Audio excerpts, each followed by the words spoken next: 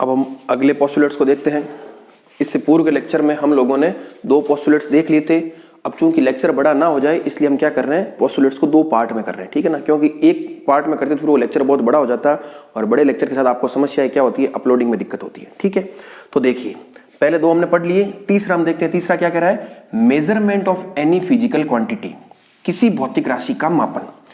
तो देखिए ये क्या लिखा है, इसको भी मैं समझाता हूं, पहले आप सुनिए ध्यान से। इससे पहले जो पोस्टुलेट था उसमें हमने क्या कह दिया कि कोई भी भौतिक राशि है उसको आप संकारक द्वारा प्रदर्शित करते हो, तो ये तो आपने समझ लिया। अब अगला क्वेश्चन आपके सामने आता है कि अगर संकारक से आपने प्रदर्शित कर दिया तो हमें ये बताइए कि उस भौतिक राशि का आप मापन कैसे करोगे, ठीक है ना, यही हमने लिखा है, measurement of any physical quantity. तो उसके लिए पोस्टुलेट्स क्या कहता है कि किसी क्वांटम यांत्रिकीय निकाय के लिए भौतिक रूप से प्रेक्षण योग्य राशि का मापन निम्न समीकरण की सहायता से ज्ञात किया जाता है। वो समीकरण क्या है, वो समीकरण आपकी ये है। अब ये क्या है अभी मैं बताता हूं, ठीक है ना। The possible results of measurement of any physical measurable quantity is represented by the following equation, A psi is equal to a Sai.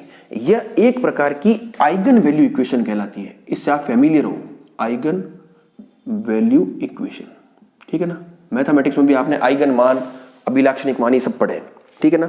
तो ए कोई ऑपरेटर है, आप जानते हो ऑपरेटर है तो किसी न किसी भौतिक राशि के संगत होगा। साई क्या है, उस भौतिक राशि की जो विभिन्न अवस्था है उनमें से कोई एक अवस्था है, और जब ऑपरेटर इस साई पर ऑपरेट होगा तो आपको इस प्रकार का एक रिलेशन देगा। ये इक्वेशन है। इस इक्वेशन में जो आपका ये ए है ये आपके कहलाता है आइगन मान, किसके संगत, उस भौतिक राशि या उस संकारक के संगत, और ये कहलाता है आइगन फलन, ठीक है ना, आइगन फंक्शन। तो जैसे ही आप इस इक्वेशन को सॉल्व करोगे, कैसे सॉल्व करोगे, आपको भौतिक राशि है तो उसके संगत संकारक पता होगा। जैसे मान लो संवेग है तो संवेग के संगत संकारक आपको पता है, साई आपको दिया हुआ है, तो जैसे उस साई पर आप एक ऑपरेट करोगे तो आपको इस प्रकार का मान मिलेगा, कोई एक कांस्टेंट मिलेगा और वापस वही वेव फंक्शन मिल जाएगा। तो वो जो कांस्टेंट है वही क्या है, उस भौतिक राशि का मेजरमेंट है, ठीक है ना। तो याद रखिए क्वांटम मैकेनिक्स में जो भौतिक राशि का मेजरमेंट किया जाता है वो आइगन वैल्यू इक्वेशन को सॉल्व करके किया जाता है। ये सभी चीजें आगे जब हम न्यूमेरिकल प्रैक्टिस करेंगे या कोई अलग प्रॉब्लम सॉल्व करेंगे तब आपको पता चलेगा किस प्रकार से इन पोस्टुलेट्स का यूज हो रहा है। आप थर्ड पोस्टुलेट से सिर्फ इतना समझिए कि आपने इससे पहले पोस्टुलेट्स में यह जाना कि हर जो प्रेक्षण योग्य भौतिक राशि है उसके संगत एक संकारक होता है, तो उस भौतिक राशि का मापन आप कैसे करोगे, तो उस भौतिक राशि का मापन आप इस इक्वेशन को सॉल्व करके करोगे, और ये इक्वेशन कहलाती है आइगन वैल्यू इक्वेशन। तो ये पोस्टुलेट्स भी बिल्कुल इजी है, ठीक है, ए psi is equal to a Sai, ठीक है। तो ये भी पोस्टुलेट्स आपके क्लियर हो गया। तो बस इसी प्रकार से लिखना है, ठीक है ना। मतलब आपको जब ऐसा क्वेश्चन पूछे कि क्वांटम यांत्रिकी मूलभूत अभिग्रहित लिखिए, तो ये जो एक एक लाइन में लिखी है ना, पहली लाइन, दूसरी लाइन, तीसरी पोस्टुलेट, तो एक एक लाइन में लिखना है, एक पेज में आपका ये पूरा हो जाएगा। साइड में तो मैं ये सारी चीजें समझा रहा हूं डिटेल में, ठीक है ना। तो उस प्रकार से आप इसको कर सकते हो। तो अब हम चौथा पोस्टुलेट्स देख लेते हैं। तीनों पोस्टुलेट्स हमने अच्छे से कर लिए। तो अगला आपका पोस्टुलेट्स है, वो भी बहुत इंपॉर्टेंट है। मैंने लिखा है प्रोबेबिलिस्टिक आउटकम ऑफ मेजरमेंट, यानी जो भी आप मेजरमेंट कर रहे हो उसका आपके क्या आंसर आने की संभावना है वो आपको पता होनी चाहिए। इसको आप समझते देखो। हम लोगों ने अध्यारोपण का सिद्धांत देखा था पहले पोस्टुलेट्स में। वो क्या कह रहा था, वो ये कह रहा था कि मान लीजिए आपके पास किसी क्वांटम यांत्रिकी निकाय की अलग अलग अवस्थाएं हैं, साई 1 है, साई 2 है, ठीक है, इसी क्रम में मान लो साई n है, आगे भी कोई अवस्थाएं, खूब सारी अवस्थाएं किसी क्वांटम यांत्रिकी निकाय की। तो अगर इन अवस्थाओं का हम क्या करते हैं, रेखिक अध्यारोपण करते हैं, तो आपको जो रिजल्टेंट स्टेट मिलती है वो भी उस क्वांटम यांत्रिकी निकाय की अवस्था दर्शाती है। तो चलो उसको हम कैसे लिख सकते हैं, ये लीजिए साई, इसको मैंने लिख दिया C1 Sai 1 plus C2 Sai 2 plus C3 Sai 3, इस प्रकार से लिख सकते हैं। अब कैट लिखे चाहिए, कैसे लिखिए, अब कैट नोटेशन में कोई कंफ्यूजन नहीं होना चाहिए, साई और कैट एक ही बात है, कोई दिक्कत नहीं। उसी प्रकार से आगे चलेगा CN साई n। तो ये जो साई 1 है, साई 2 है, साई 3 है, साई n है, ये भी क्या उस निकाय की अलग अलग अवस्थाएं हैं, और ये जितनी भी अवस्थाएं हैं ये मिलकर के एक ऑर्थो नॉर्मल बेसिस बनाती है। क्या बनाती है, मैं यहां लिख देता हूं एक चीज आपके कि चलो इसको आप ऐसे भी लिख सकते हो, psi is equal to summation i is equal to 1 to n C i psi i, ठीक है। आई 1 to n होगा तो ये C1 साई 1 C2 साई 2 इस प्रकार चलेगा। तो यहां पर जो आपके साई आईज है, ठीक है ना, ये साई आईज खूब सारे, साई 1 साई 2 साई 3, ये सारे क्या एक प्रकार से ऑर्थो नॉर्मल बेसिस है। अभी बताऊंगा क्या है ऑर्थो नॉर्मल बेसिस। आप वेक्टर में याद कीजिए जो आपका आई कैप, जे कैप, के कैप होता है वो क्या कहलाता है? बेसिस वेक्टर कहलाता है, ठीक है ना। उसके साथ आप कोई भी कांस्टेंट जोड़िए, जैसे 2 आई कैप, 3 जे कैप, 5 के कैप, 5 आई कैप, 6 जे कैप, 10 के कैप, तो ये क्या बेसिस वेक्टर है। और ये बेसिस वेक्टर भी क्या है, इन तीनों की विशेषता क्या होती है? इन तीनों की विशेषताएं होती है कि आई का आई के साथ डॉट, जे का जे के साथ डॉट और के का के के साथ डॉट होता है, वो हमेशा क्या होता है? 1 होता है। और इनका आपस में जो डॉट होता है आई का जे के साथ या आई का के के साथ या जे का के के साथ, ये सब क्या होते हैं? 0 होते हैं, ठीक है ना। तो ये तो ऑर्थोगोनैलिटी की कंडीशन है और ये नॉर्मेलिटी की कंडीशन है। तो ठीक उसी प्रकार से अब देखिए, हम जो सामान्यतया देखते हैं वो 3 डायमेंशनल स्पेस को हम अपनी आंखों से हम 3 डायमेंशनल स्पेस को देख सकते हैं, लेकिन क्वांटम मैकेनिक्स में क्या होगा आपको पता चलेगा n डायमेंशनल स्पेस होगा। अब उसको आप कहोगे कैसे देखें? उसको देख नहीं सकते, उसको सिर्फ एज्यूम करना पड़ता है कि ये 4 डायमेंशन है, 5th डायमेंशन है, 7 है या n डायमेंशन है। तो ये भी सारे क्या बेसिस है। बेसिस का मतलब क्या हो गया? उनसे मिलकर के बन रहा है। जैसे मान लो किसी क्वांटम यांत्रिकी निकाय की अवस्था साई है, तो किन किन से मिलकर के बन रही है? साई 1 से भी बन रही है, साई 2 से भी बन रही है, साई 3 से और साई n से बन रही है, और साथ में ये कांस्टेंट है। देख लीजिए, ठीक इसी प्रकार से सदिश में आप कोई भी वेक्टर लिखोगे तो वो वेक्टर हमेशा आई कैप, जे कैप और के कैप से मिलकर के बना होगा। हो सकता है उसमें के कैप नहीं हो, जे कैप नहीं हो, वो कोई बात नहीं है, लेकिन होगा तो इन तीनों का कॉम्बिनेशन ही होगा। कोई भी वेक्टर ए है वो या तो 2 आई कैप, 5 जे कैप, 7 के कैप इस प्रकार से लिख सकते हो, या उसको आप 3 आई कैप, 6 जे कैप, 5 के कैप इस प्रकार उसी प्रकार से लिख सकते हो। ये तो सारे क्या कांस्टेंट है, और ये आई कैप, जे कैप, के कैप क्या है? बेसिस वेक्टर है। तो ठीक उसी प्रकार से ये साई आईज है, साई 1, साई 2, साई 3, साई n, ये क्या है? बेसिस है। और ये बेसिस किस प्रकार से है? ऑर्थोनॉर्मल बेसिस है। ऑर्थोनॉर्मल का मतलब क्या हो जाएगा? आप याद रखिए कि जब साई आई और साई जे का आप जब क्या करोगे? डॉट प्रोडक्ट करोगे, ठीक है ना, ब्रैकेट बनाओगे, तो ये आपके डेल्टा आई जे की कंडीशन को फॉलो करेगा। डेल्टा आई जे कंडीशन क्या हो जाएगी कि इसका मान 1 होगा जब आई इज इक्वल टू क्या हो? जे हो, और इसका मान 0 होगा जब आई नॉट इक्वल टू जे हो। सेम यही कंडीशन, यानी साई 1 का साई 1 के साथ अगर आप इस प्रकार से ब्रैकेट करोगे तो 1 आएगा, साई 1 का साई 2 के साथ करो, चाहे साई 3 के साथ करो, चाहे साई n के साथ करो, वो हमेशा 0 आएगा। तो ये ऑर्थोनॉर्मल बेसिस है जो इस परिभाषा को संतुष्ट कर रहे हैं। ध्यान से देखिए, आप वीडियो को सुनो तो जो मैंने बात बोली वीडियो को पॉज करके एक बार चिंतन मनन कीजिए क्या चीजें हैं, तो आपको यह पता चल गया कि किसी निकाय की अवस्था को इस प्रकार से दर्शा सकते हैं। अब पोस्टुलेट्स क्या कह रहा है? प्रोबेबिलिस्टिक आउटकम ऑफ मेजरमेंट, यानी आपके सामने प्रश्न ये आएगा कि अगर किसी क्वांटम यांत्रिकी निकाय की अवस्था इस प्रकार से है तो आप हमें ये बताइए कि वो जो कण है या वो जो पार्टिकल है वो किस अवस्था में है? साई 1 में है, साई 2 में है, साई 3 में है या साई n में है? और परफेक्टली आप बता नहीं सकते, आप केवल प्रायिकता बता सकते हो कि उसकी साई 1 में स्थित होने की प्रायिकता इतनी है, साई 2 में स्थित होने की प्रायिकता उतनी है। प्रायिकता के संदर्भ में आप बात कर सकते हो। तो वो प्रायिकता कैसे निकालते हैं वो न्यूमेरिकली भी वेरी इंपॉर्टेंट है, और इसको भी मैं आराम से बता देता हूं, ठीक है। तो देखिए, आप उसको निकालने का तरीका क्या होता है? उसको निकालने का सिंपल सा तरीका है कि जैसे मान लो मैंने कह दिया साई 1 अवस्था में कण के स्थित होने की प्रायिकता, ठीक है ना। तो उसको निकालने का तरीका क्या है? वो पोस्टुलेट्स कह रहा है, पोस्टुलेट्स कह रहा है, ठीक है ना। वो कैसा है वो नहीं सीखना, बस पोस्टुलेट कह रहा है ऐसे निकालते हैं तो ऐसे ही निकालते हैं, बस आपको तरीका पता होना चाहिए। तो उसका तरीका क्या होगा कि ये जो साई है जिस अवस्था में पूछा है, जैसे साई 1 में पूछा है तो ये लो साई 1, इसका साई के साथ कर लीजिए आप ब्रैकेट, और उसका क्या निकाल लीजिए आप? मोड निकाल लीजिए, स्क्वायर। तो ये इस क्वांटिटी का जो मान आएगा, इस क्वांटिटी का जो आप सॉल्यूशन निकाल के लाओगे वो आपका क्या होगा? वो आपका होगा P1। P1 का मतलब क्या हो जाएगा कि साई 1 अवस्था में कण के पाए जाने की प्रायिकता। तो आपको इस क्वांटिटी का मान निकालना है। अब मान लो साई 2 पूछ ले तो यहाँ 2 आ जाएगा, साई 3 पूछ ले तो यहाँ 3 आ जाएगा, साई n पूछ ले तो यहाँ n आ जाएगा। अब इसको सॉल्व कैसे करोगे? तो चलो सबसे पहले मैं सॉल्व करता हूं स्क्वायर के अलावा, बिना स्क्वायर वाले को सॉल्व करता हूं इस चीज को।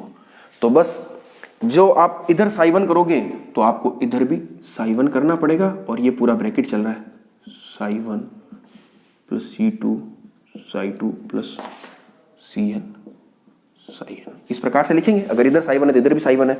अब ब्रैकेट की कल हमने एक प्रॉपर्टी देखी थी साई का A1 Sai 1 plus A2 Sai 2, तो ये लीजिए, ये साई 1, ये C1 साई 1 प्लस साई 1 ये C2 psi2 प्लस उसी प्रकार से psi1 Cn psi n। ठीक है, अब इसको सॉल्व करके देखते हैं।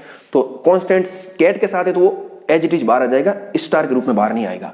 तो ये लीजिए C1 ये psi1 ये psi1 प्लस C2 ये psi1 psi2 प्लस Cn ये psi1 psi n। अब आपको पता है psi1 psi2 psi n ये क्या ऑर्थोनॉर्मल है, तो psi1 का psi1 के साथ 1 होगा और अदर के साथ जो ब्रैकेट होगा वो क्या होगा 0 होगा।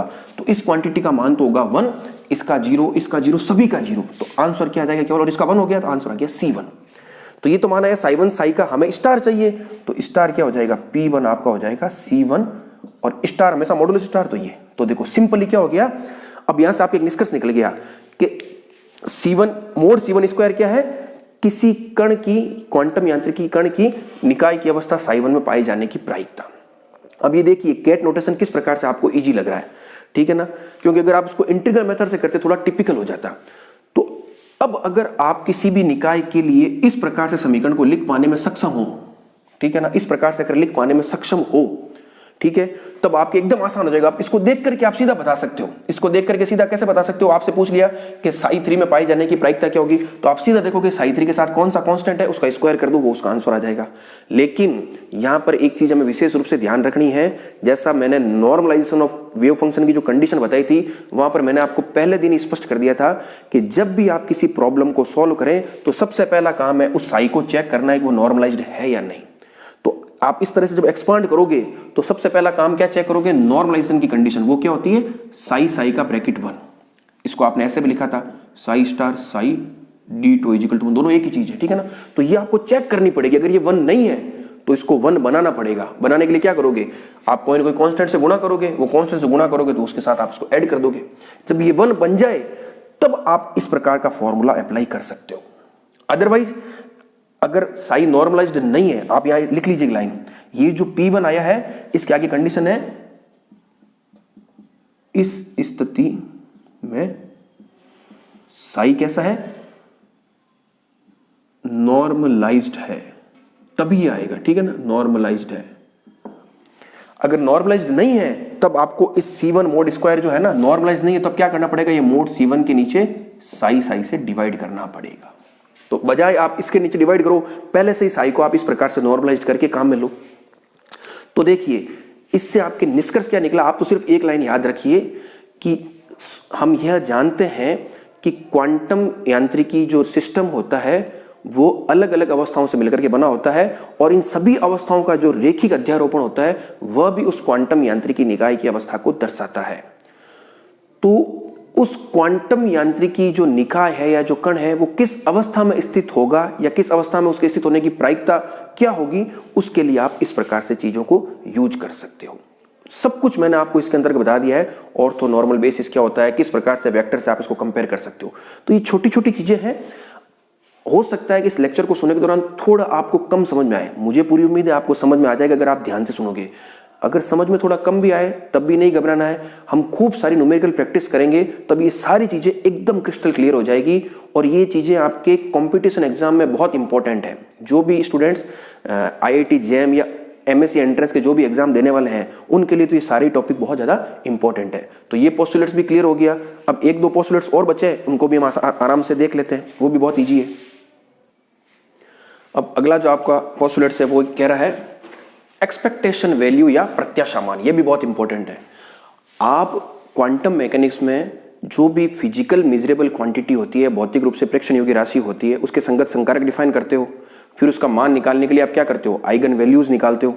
फिर अगर पूछे कि वास्तव में चूंकि क्वांटम मैकेनिक्स में क्या हो रहा है, प्रोबेबिलिटी के संदर्भ में बात कर रहे हैं, खूब सारे इवेंट एक साथ घट रहे हैं, तो जो रियल आंसर आता है वो हमेशा आता है आपके एक्सपेक्टेशन वैल्यू के रूप में आता है, ठीक है ना, प्रत्याशा मान। आप लोगों ने देखा होगा खूब सारे, जैसे कोई सिक्का उछालने वाला या कोई डायस जो आपका होता है, क्या कहते हैं वो, लूडो सांप सीढ़ी खेलते हो जो आप उछालते हो, डायस, ठीक है ना। तो उसमें क्या होता है, खूब सारे रिजल्ट्स आप निकालते हो, फिर उसके आधार पर एक्सपेक्टेशन वैल्यू निकालते हो कि इसके आने की ये संभावना है। तो वहां पर भी एक्सपेक्टेशन वैल्यू हम निकालने का एक पूरा मैथमेटिक्स में तरीका होता है। तो यहां पर भी क्वांटम मैकेनिक्स में तरीका है जो पोस्टुलेट्स के रूप में आपके सामने आ रहा है। वो क्या कह रहा है, ध्यान से सुनिए। The expectation value of an observable और dynamical variable is defined as, उसको इस प्रकार से डिफाइन करते हो, ठीक है ना। ये कोई ब्रैकेट नहीं है, ये तो केवल क्या है कि कोई भी जो राशि है उसका क्या कर रहे हैं, प्रत्याशा मान, एवरेज। इसको आप एक तरह से एवरेज भी कह सकते हो। एवरेज होती क्या है, राशि योग बटा राशि की संख्या, ठीक उसी प्रकार से हम इसको निकालते हैं। तो कोई भी भौतिक राशि हो, जैसे संवेग हो गया, स्थिति हो गई, ऊर्जा हो गई, इन जनरल में ए लिख रहा हूं, ठीक है ना। तो उसका एक्सपेक्टेशन वैल्यू आप कैसे निकालते हो, इस फॉर्मूले से निकालते हो कि उसको आप क्या करोगे, जो भी भौतिक राशि है उसको क्या कर दोगे, जो अब कोई भी भौतिक राशि है या कोई भी सिस्टम है तो उसके लिए साई तो होगा ही होगा। तो जो भी साई है उस साई के साथ में क्या कर दो, ए को सैंडविच कर दो और अपॉन में इसका भाग दे दो। ये मैंने अपॉन में क्यों लिखा है, मैं ये मान के चल रहा हूं कि साई प्लस सामान्यकृत नहीं है, और अगर साई प्लस सामान्यकृत है तब अपॉन वाला 1 हो जाएगा, तो सिंपल ये हो जाएगा, ठीक है ना। तो इस चीज को आप विशेष रूप से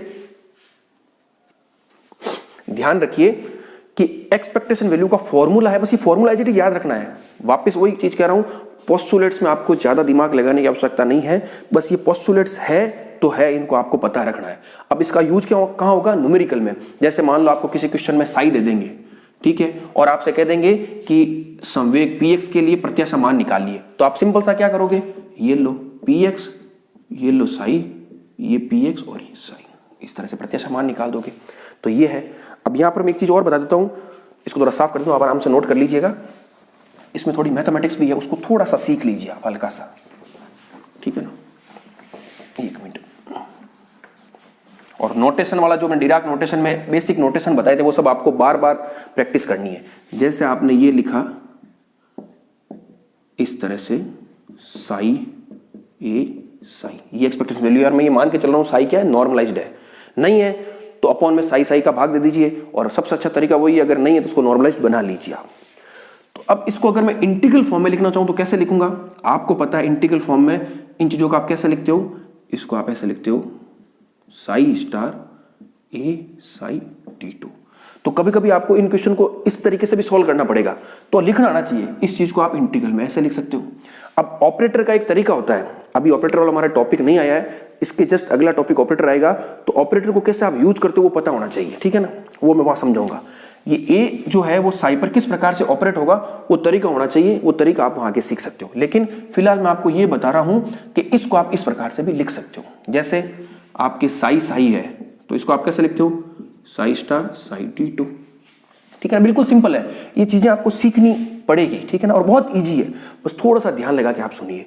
तो आगे जब न्यूमेरिकल्स आएंगे प्रत्याशा मान के, मैं कम से कम 4-4, 5-5 न्यूमेरिकल हर टॉपिक के करवाने वाला हूं पूरा डिटेल में, तब आपके कोई भी समस्या नहीं होगी। आपको सिर्फ अभी पोस्टुलेट्स में यही सीखना है कि भाई प्रत्याशा मान इस प्रकार से निकाला जाता है। तो ये पोस्टुलेट्स भी कंप्लीट हो गया। अब एक लास्ट पोस्टुलेट्स बताता है, बहुत ईजी है, और उसी के साथ आपका ये टॉपिक भी समाप्त हो जाएगा, उसको भी आप आराम से देख लीजिए। तो ये लास्ट पोस्टुलेट है, इसको भी आप आराम से देख लीजिए। वो कह रहा है time evolution of A state, ठीक है ना, टाइम इवोल्यूशन। और हमने जो 3 क्वेश्चन बनाए थे उसमें लास्ट क्वेश्चन हमारा यही था कि अगर आपको साई पता है और विभिन्न भौतिक राशियों का भी आप मापन कर रहे हो, तो फिर किसी अन्य समय पर साई कैसे ज्ञात करेंगे, तो उसको हमने नाम दिया था टाइम इवोल्यूशन। तो उसके लिए क्या कह रहा है कि यदि साई t0 यानी किसी समय t0 पर साई आपको ज्ञात हो, तब किसी अन्य समय t पर निकाय की अवस्था को निम्न प्रकार लिखा जाता है। ये तरीका है, ये आपको पता रखना चाहिए। Psi t is equal to ut psi t0, ये ut क्या एक ऑपरेटर है जिसको हमने क्या कह दिया, टाइम इवोल्यूशन ऑपरेटर। तो अब इस ऑपरेटर का मान आप कैसे ज्ञात करोगे, तो उसके लिए हम क्या करेंगे, श्रोडिंगर समीकरण जो आपकी एस साई इजिकल टू ई साई है उसको हमें सॉल्व करना पड़ेगा। साई की जगह आप क्या रखोगे, ये मान रखोगे, क्योंकि हमें साई t ज्ञात करना है, तो ये मान रखोगे, फिर उसको सॉल्व करोगे। अब उसको कैसे सॉल्व किया जाता है वो अभी हमारे टॉपिक का पार्ट नहीं। अभी हमें सिर्फ इतना ध्यान रखना है कि पोस्टुलेट्स में अगर आपको किसी समय अलग समय किसी अन्य समय t पर निकाय की अवस्था ज्ञात करनी हो तो उसके लिए ये तरीका है। ये तो इक्वेशन होती है, और इस इक्वेशन में u का मान हम कैसे ज्ञात करेंगे, इस समीकरण को सॉल्व करके ज्ञात कर लेंगे। आगे जब कभी ऐसा टॉपिक आएगा तो वहां पर मैं डिटेल बताऊंगा। अभी फिर हम क्या होंगे, टॉपिक से भटक जाएंगे। तो ये हमारा पूरा टॉपिक कंप्लीट हो गया, the postulates of quantum mechanics में। एक बार ब्रीफली रिकॉल कर देता हूं, आप बहुत ध्यान से सुनिए। हमारे सामने 3 प्रश्न उपस्थित थे। पहला प्रश्न तो ये था कि किसी समय t पर क्वांटम मैकेनिकल सिस्टम की अवस्था को आप किस प्रकार से दर्शा सकते हो। दूसरा प्रश्न था कि अगर मान लो किसी समय t पर क्वांटम मैकेनिकल सिस्टम की अवस्था ज्ञात है तो उस निकाय की जो अन्य भौतिक राशियां हैं उस निकाय से संबंधित, ठीक है ना, जिनको आप क्या कह सकते हो, वेग है, संवेग है, ऊर्जा, तो उनको आप कैसे कैलकुलेट करोगे। और तीसरा प्रश्न ये था कि आपको साई भी पता है किसी समय टी पर और विभिन्न भौतिक राशियों का आप मापन भी कर रहे हो, तो फिर किसी अन्य समय पर आप साई का मान कैसे निकालोगे। तो उन सभी प्रश्नों का आंसर हमने पोस्टुलेट्स के रूप में दिया। पहला पोस्टुलेट था हमारा कि हम लोगों ने यह बता दिया कि किसी भी क्वांटम मैकेनिकल सिस्टम की अवस्था को तरंग फलन द्वारा या अवस्था फलन द्वारा दर्शाया जाता है जिसमें उस निकाय से संबंधित सभी सूचनाएं विद्यमान होती है। फिर हमने यह भी कह दिया कि किसी क्वांटम मैकेनिकल सिस्टम की अवस्थाएं एक से ज्यादा भी हो सकती है, तो उन सभी अवस्थाओं का जो रेखिक अध्यारोपण होता है वह भी उस निकाय की अवस्था को दर्शाता है। तो पहला पॉइंट हमारे क्लियर हो गया। फिर दूसरा पोस्टुलेट हमने कहा था कि जो फिजिकल आपके क्या कहते हो, ऑब्जर्वेबल्स कह सकते हो या ऑपरेटर्स, यानी क्वांटम यांत्रिकी के अंतर्गत कोई भी जो भौतिक रूप से प्रेक्षण योग्य राशि है उसके संगत सदैव एक संकारक हम डिफाइन करेंगे ही करेंगे। और यदि ये संकारक हर्मिटिय संकारक का गुण लिए हुए है तो उन भौतिक राशियों को हम क्या कह देंगे, गतिकीय चर, डायनेमिकल वेरिएबल्स या ऑब्जर्वेबल्स। और बेसिकली ये सारे के सारे जो गति के चर होते हैं, चाहे संवेग हो, चाहे ऊर्जा हो, चाहे स्थिति हो, ये सभी डायनेमिकल वेरिएबल है। और डायनेमिकल वेरिएबल है तो इनके संगत जो संकारक है उसमें हर्मिटिय संकारक के गुण मौजूद होंगे। तो हमने ये भी चेक कर लिया कि भौतिक राशि ऐसे ही डिफाइन नहीं होती है, उसके संगत संकारक डिफाइन किया जाता है। तो अब उसका मापन कैसे करोगे, जो तीसरा हमारा यही था कि मेजरमेंट कैसे करेंगे। तो मेजरमेंट के लिए आपने कह दिया कि आपको क्या करना पड़ेगा, एक आइगन वैल्यू इक्वेशन को सॉल्व करना पड़ेगा, ए साई इजिकल टू स्मॉल ए साई। तो उससे जो आपके आइगन वैल्यूज आएंगे, आइगन मान आएंगे, वही उसके पॉसिबल रिजल्ट्स होंगे। फिर हमने एक चीज ये भी कह दी कि आप प्रोबेबिलिस्टिक आउटकम कैसे आएगा। आपको ये चीज पता है कि निकाय की अलग अलग अवस्थाएं हो सकती है, तो कोई भी कण किस अवस्था में स्थित होगा या उस अवस्था में स्थित होने की प्रायिकता क्या होगी, उसके लिए भी हमने एक पूरा तरीका डेवलप किया था, मोड C1² या मोड Cn², वो आप पूरा सीख चुके हो, ठीक है। फिर अगला आया था कि किसी भी निकाय की जो भौतिक रूप से प्रेक्षण योग्य राशियां हैं उनके हम हमेशा प्रत्याशा मान ही निकाल पाते हैं, ठीक है ना, एक्सपेक्टेशन वैल्यू ही निकाल पाएंगे। तो उसके लिए क्या तरीका था, वो फॉर्मूला भी आपको पता है। और सबसे लास्ट आपका पॉइंट था कि अब आपने जब सब कुछ कर लिया, आपने ये बता दिया कि निकाय की अवस्था को साई द्वारा दर्शाया जाता है, विभिन्न भौतिक राशियां उनका आप मेजरमेंट कैसे कर रहे हो, प्रोबेबिलिटी कैसे आ रही है, सब कुछ आपको पता चल गया। तो किसी अन्य समय टी पर, t0 पर अगर ज्ञात है तो किसी अन्य समय टी पर आप निकाय की अवस्था को कैसे लिखोगे, तो उसके लिए टाइम इवोल्यूशन ऑपरेटर का जो आपके रिलेशन है वो यूज करके आपने बता दिया। तो ये मेरा कंप्लीट टॉपिक था पोस्टुलेट्स ऑफ क्वांटम मैकेनिक्स। थोड़ा सा टॉपिक नया टाइप है, लेकिन मैंने एक एक चीज को बोर्ड पर लिखा है। आपका सबसे महत्वपूर्ण काम है बिल्कुल इत्मीनान से, चाहे कितना ही टाइम लग जाए, इस लेक्चर को बहुत ध्यान से सुनिएगा, एक एक पॉइंट को आप नोट कीजिएगा। बहुत छोटे छोटे पॉइंट्स हैं, ध्यान से सुनोगे, समझोगे, कोई प्रॉब्लम हो आप बिल्कुल पूछ लीजिएगा, इसको छोड़िएगा मत आप। अब इसके बाद हम जो अगला टॉपिक लेंगे वो होगा हमारा ऑपरेटर्स इन क्वांटम मैकेनिक्स। पूरा मैथमेटिकल पोर्शन है और जो चीजें हमने सीखी है इन्हीं चीजों का यूज करते हुए हम आगे बढ़ेंगे, वेरी इंपॉर्टेंट है। Okay, thank you.